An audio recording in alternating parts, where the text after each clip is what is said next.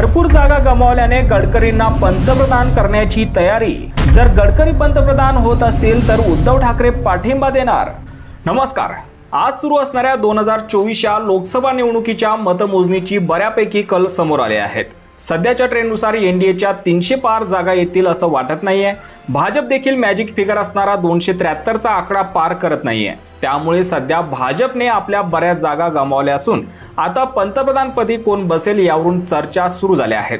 बऱ्याचशा जागा यावेळी भाजपने गमावल्या आहेत, त्यामुळे आता नितीन गडकरी यांना पंतप्रधान केलं जाऊ शकतं अशी देखील चर्चा आहे।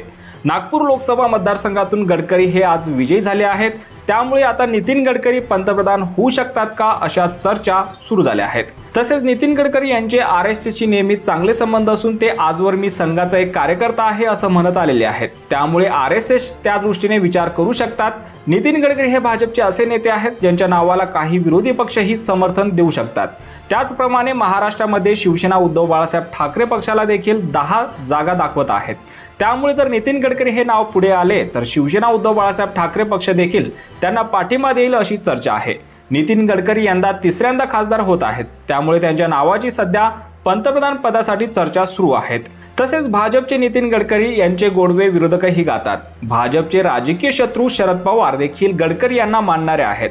लोकसभा निवडणुकीच्या निकालात अपेक्षित संख्याबळ न मिळाल्याने आरएसएस देखील चिंतन करणार असल्याचं समजल्याने आता गडकरी पंतप्रधान होऊ शकतात अशा चर्चा सध्या सुरू झाल्या आहेत। यावर तुम्हाला काय वाटतं? तुमची प्रतिक्रिया कमेंट बॉक्समध्ये नक्की कळवा आणि असेच राजकीय घडामोडी पाहण्यासाठी चॅनलवर नवीन असाल तर सबस्क्राइब करून बेल आयकॉन दाबायला विसरू नका। धन्यवाद।